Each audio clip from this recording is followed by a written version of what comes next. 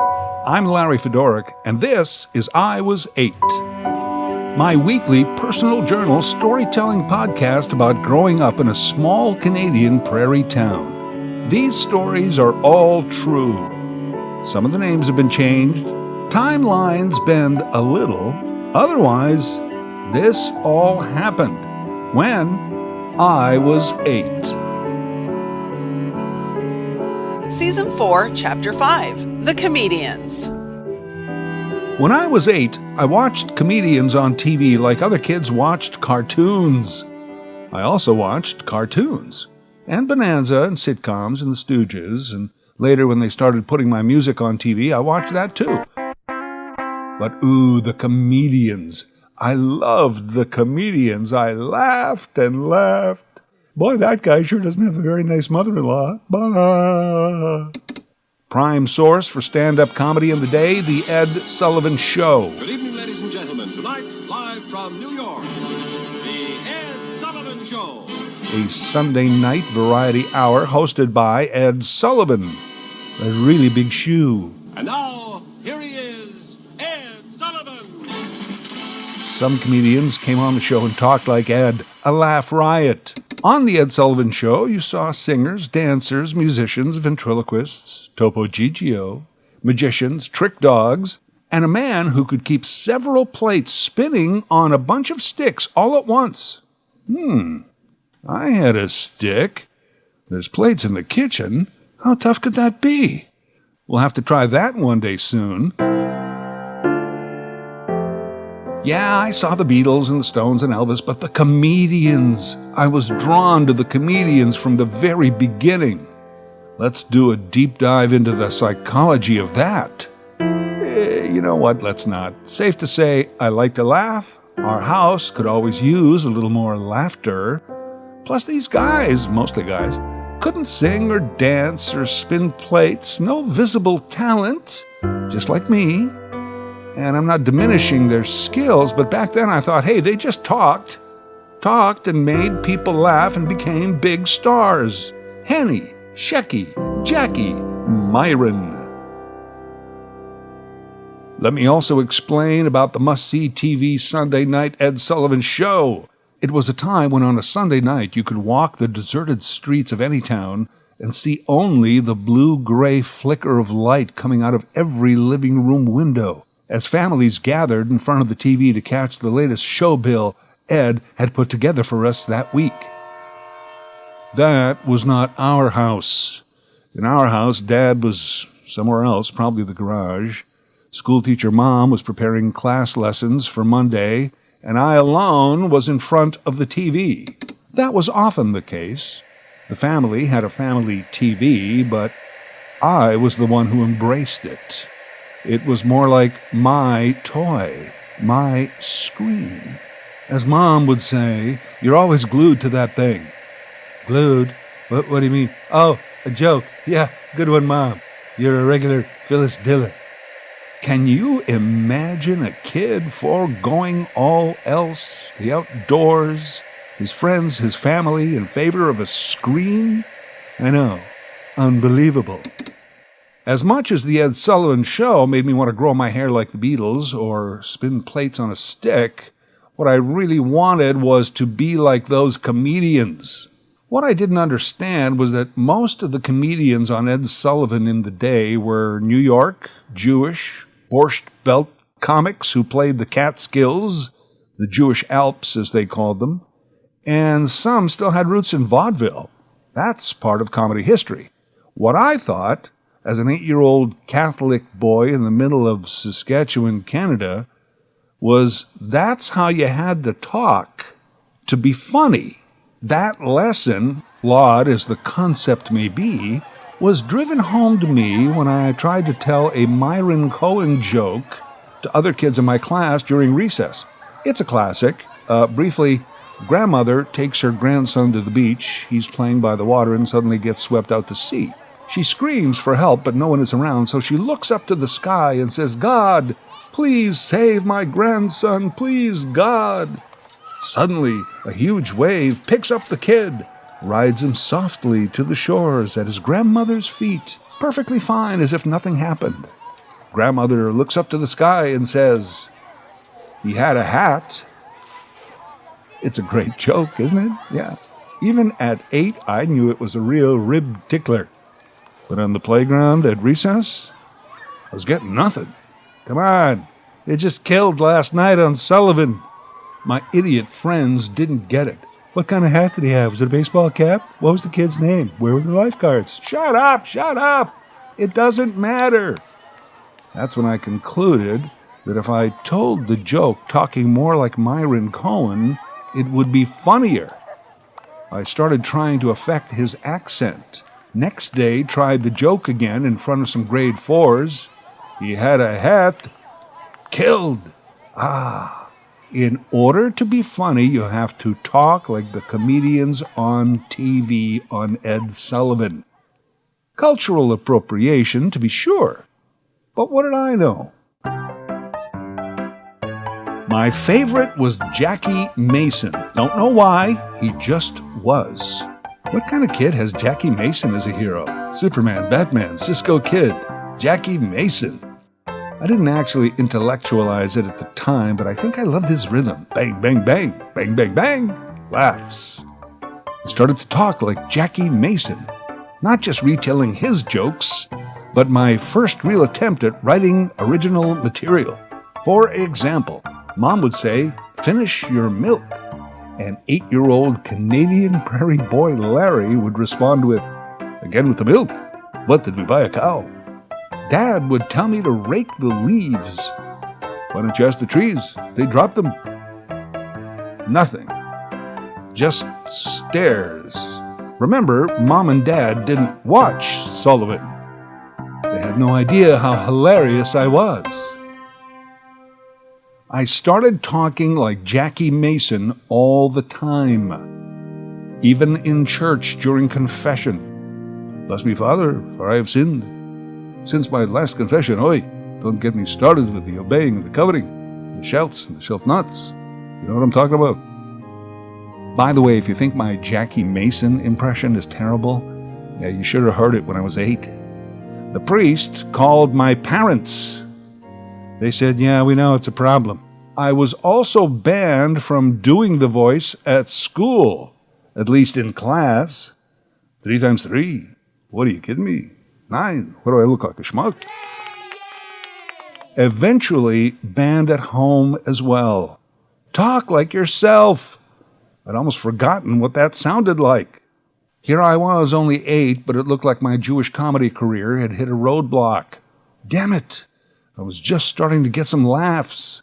Plus, a lot of the other Catholic kids in my class were starting to use the word schmuck a lot. You know, until their parents stepped in. That's right, I was a person of influence. Perhaps not quite ready for the Sullivan Show, but my act was being repeated by the masses. Well, some other grade 3s. And getting laughs was addictive. What to do now? Well, I had this rhymes and riddle book that I was enamored of. Read it all the time, almost had it memorized. I could do those jokes, I guess. "Hey, Philip, what kind of bird is at every meal?" "I don't know." "Swallow." "I mean, you can eat those?" No, swallow. You know, I like chicken." Shut up, don't you get it?" Why can't I just talk like Jackie Mason? From there, I went through several stages. Physical comedy, a Stooges influence, I'm sure. I thought, what the heck if the network censors, i.e. mom, dad, teacher, priest, could dictate how I spoke and what I said? How could they prevent me from pretend tripping when I walked into class and spilling my books all over the floor? "No, Mr. Hackman, it's not a gag, I really fell." I could shout that out over the laughter. Rolly Messner and I became quite skilled at prop comedy and pantomime. He would stick a pencil in each ear and then just wait for me to look at him. I would pretend to unscrew the cap from a bottle of glue and then drink the whole thing. Rolly Messner would always hold his textbook in front of him, upside down. I would suck on a pen until my tongue was blue, then stick it out at him. Hysterical. Riddle master, class clowning, prop comedy, pantomime, nearly poisoning ourselves for laughs. That's all good, But it wasn't just talking and getting laughs.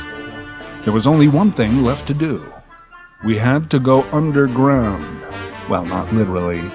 I had to do my comedy my way, the Jackie Mason way, without the disapproving eye of any authority figure whatsoever, church, school, family.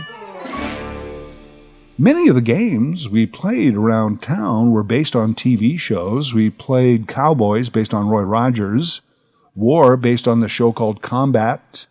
In our garage, we sometimes played Court based on the show The Defenders. So next Saturday, we would play Ed Sullivan in my garage.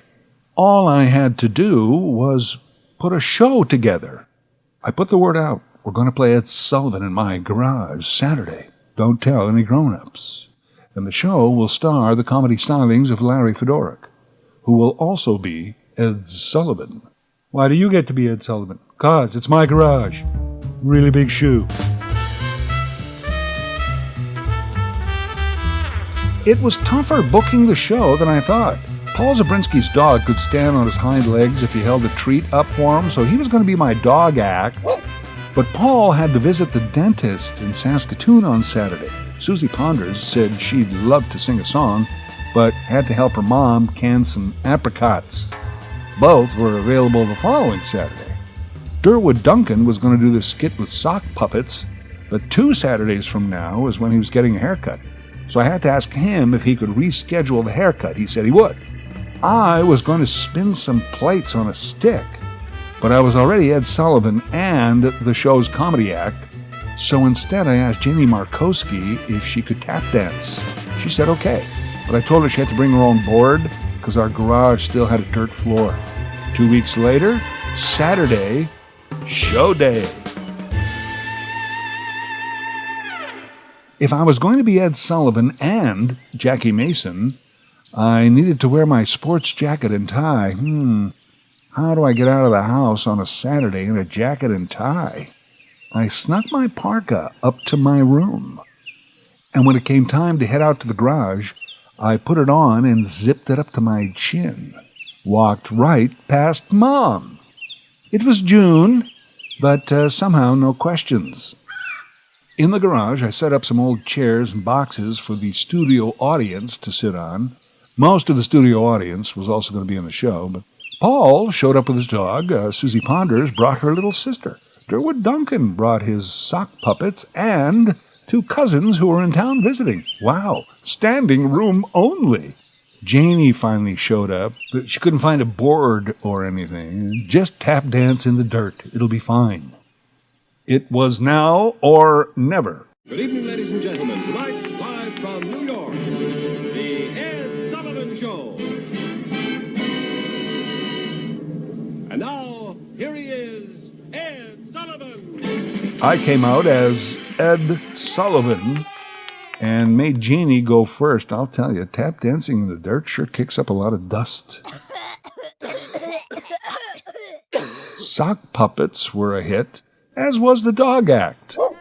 Susie got nervous and forgot half her song, but that was fine. I think it helped the overall pace of the presentation. It was time for the big act to close the show. We all sat quietly for 2 minutes, waiting for the commercials to end. I mean, if you're going to play Ed Sullivan Show in your garage, you have to be authentic.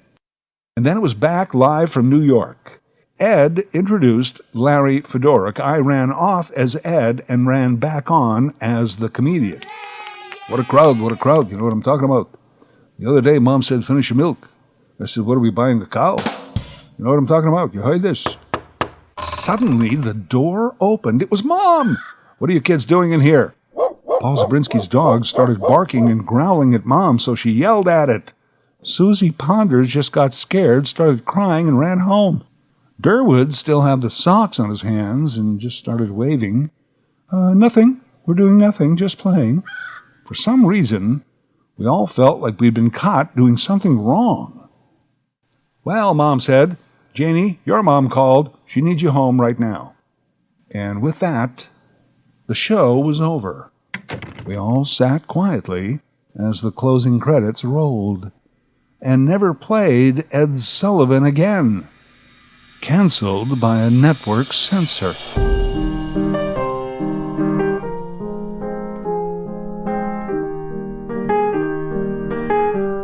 The fascination of comedians never left me, even though I wouldn't try stand-up comedy again for almost 20 years.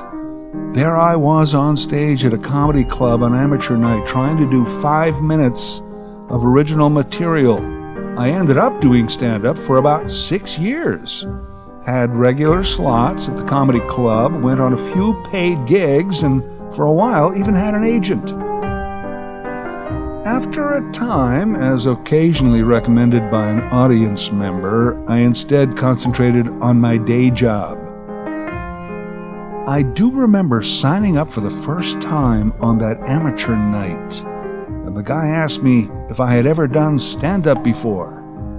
I said, yes.